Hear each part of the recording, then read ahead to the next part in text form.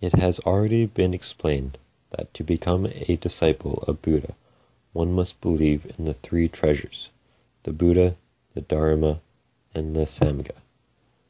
To become a lay follower, one must have an unshakable faith in Buddha, must believe in his teachings, study and put precepts into practice, and must cherish the brotherhood.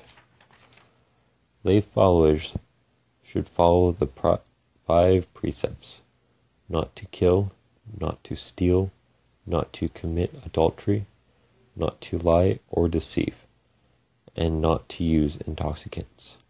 Lay followers should only believe in the 3 treasures and keep the precepts by themselves.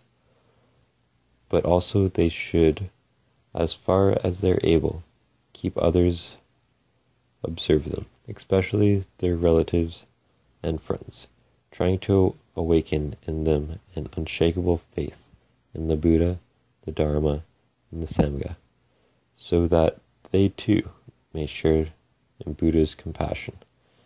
Lay followers should also remember that the reason they believe in the 3 treasures and keep the precepts is to enable themselves ultimately to obtain enlightenment, and for that reason they should, through living in the world of desire, avoid becoming attracted to such desires.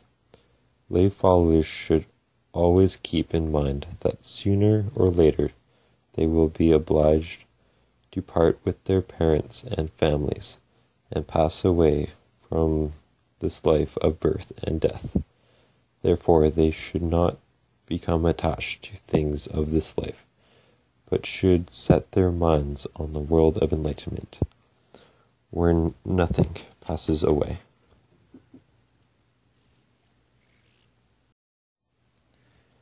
If lay followers want to awaken an earnest and undisturbed faith in the Buddha's teaching, they should realize within their minds a quiet and undisturbed happiness that will shine out on all their surroundings and will be reflected back to them. This mind of faith is pure and gentle, always patient and enduring, never arguing, never causing suffering to others, but always pondering the 3 treasures, the Buddha, the Dharma, and the Sangha. Thus, happiness spontaneously rises in their minds, and the light of enlightenment can be found everywhere. Since they are resting in the bosom of Buddha by faith, they are kept far from having a selfish mind, from attachment to their possessions, and therefore they have no fear in their daily lives or dread in being criticized. They will have no fear about their future death, since they believe in the birth of Buddha's land. Since they have faith in the truth of the holiness of their teachings, they can express their thoughts freely without fear. Since their minds are filled with compassion for all people, they will make no distinctions among them, but will treat all alike. And since their minds are free from likes and dislikes, it will be pure and equable and happy for them to do any good deed. Whether they live in adversity or in poverty, it will make no difference to the increase of their faith. If they cherish humility, if they respect the Buddha's teachings, if they are consistent in speech and action, if they are guided by wisdom, if their mind is as immovable as a mountain, they will make steady progress to the path of enlightenment. And though they are forced to live in a difficult situation and among people of and pure minds. If they cherish faith in Buddha, they can ever lead them towards better deeds.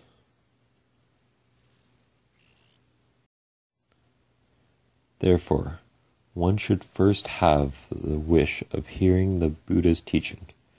If anyone should tell him that it would be necessary for him to go through fire and gain enlightenment, then he should be willing to pass through such a fire. There is satisfaction in hearing the Buddha's name that is worth passing through a world filled with flames. If one wishes to follow the Buddha's teaching, one must not be agnostic or self-willed, but should cherish feelings of goodwill towards all alike. One should respect those who are worthy of respect. One should serve those who are worthy of servants, and treat everyone with uniform kindness. Thus, lay followers are to train their own minds first and not be disturbed by the action of others. In this manner, they are to receive the Buddha's teaching and put into practice, not envying others, not being influenced by others, not considering others' ways. Those who do not believe in the Buddha's teaching have a narrow vision and consequently a disturbed mind. But those who believe in the Buddha's teaching believe there is a great wisdom and a great compassion, embracing everything, and in that faith they are undisturbed by trifles. Those who hear and receive the Buddha's teaching know that their lives are transient and that their bodies are merely an aggregation of sufferings and the source of all evils, and so they do not become attached to them. At the same time, they do not neglect to take good care of their bodies, not because they wish to enjoy the physical pleasures of the body, but because the body is temporarily necessary for the attainment of wisdom and for the mission of explaining the path to others. If they do not take good care of their bodies, they cannot live long. If they do not live long, they cannot practice the teaching personality or transmit it to others. If a man wishes to cross a river, he is very careful of his raft. If he has a long journey to make, he takes care of his horse. If a man seeks to obtain enlightenment, he must take good care of his body. Disciples of Buddha must wear clothes to protect the body from extremes of heat and cold, and to cover its private parts, and should not wear it for decoration. They must eat food to nourish the body so that they may hear and receive and explain the teachings, but they should not eat for mere enjoyment. They must live in the house of enlightenment, to be protected from the thieves and worldly possessions, and from the storms of evil teaching, and they should use the house for its real purpose, and not for display or the concealment of selfish practices. Thus, one should value things and use them solely in their relation to enlightenment and the teaching. He should not possess them to become attached to them for selfish reasons, but only as they serve a purposeful in carrying the teachings to others. Therefore, his mind should always dwell on the teachings even when he is living with his family. He should care for them with a wise and sympathetic mind, seeking various means to awaken faith in their minds. Lay members of the Buddha Samgha should study the following lessons every day: how to serve their parents, how to live with their wives and children, how to control themselves, and how to serve Buddha. To best serve their parents, they must learn to practice kindness towards all animate life. To live happily with their wives and children, they must keep away from lust and thoughts of selfish comfort. While hearing the music of the family life, they must not forget the sweeter music of the teaching. And while living in the shelter of the home, they should often seek the safer shelter of Zen practice, where wise men can refuge from all impurity and all disturbance.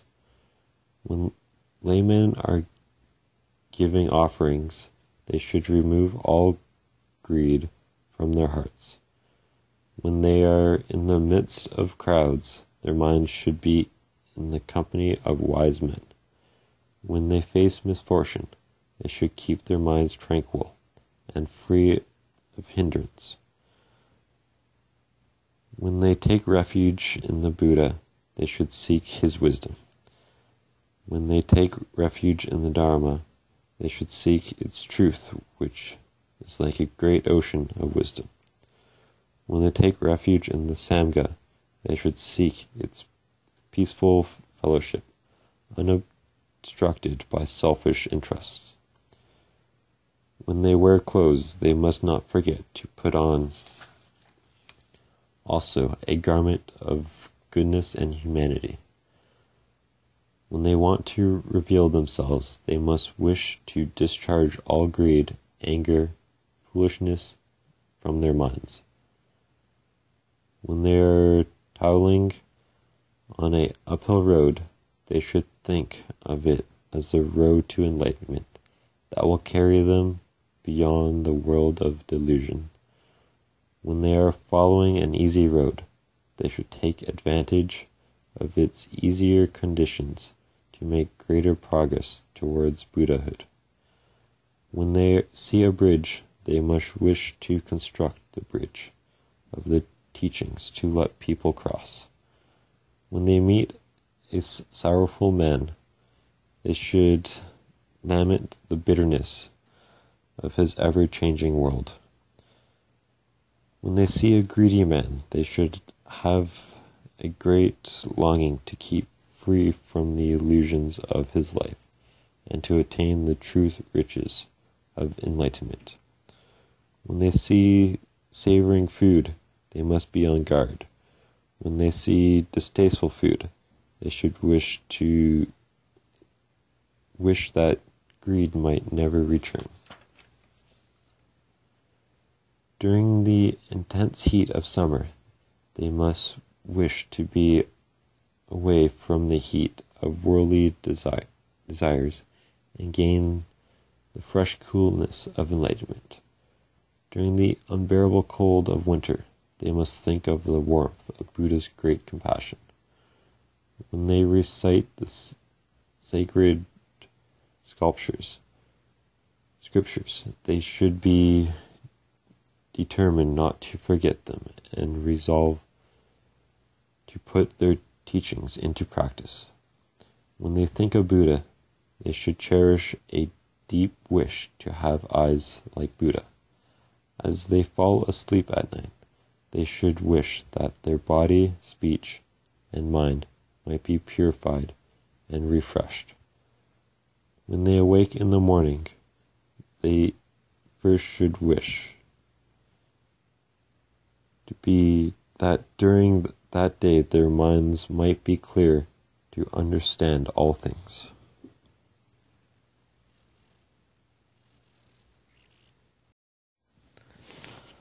Those who follow the teaching of Buddha because they understand that everything is characterized by non-substantiality do not treat lightly the things that enter into a man's life, but they receive them for what they are and then try to make them tools for enlightenment.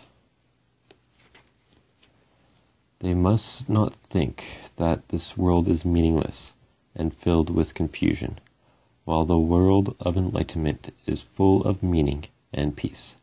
Rather, they should taste the way of enlightenment and all the affairs of this world.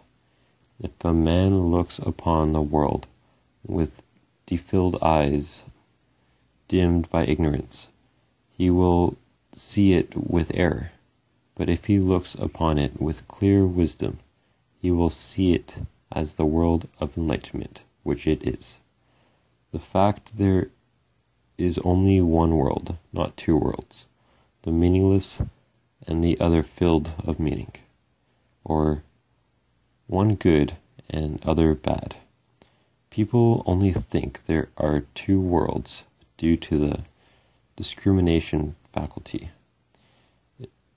If they could rid themselves of these discriminations and keep their minds pure with the light of wisdom, then they would see only one world in which everything is meaningful.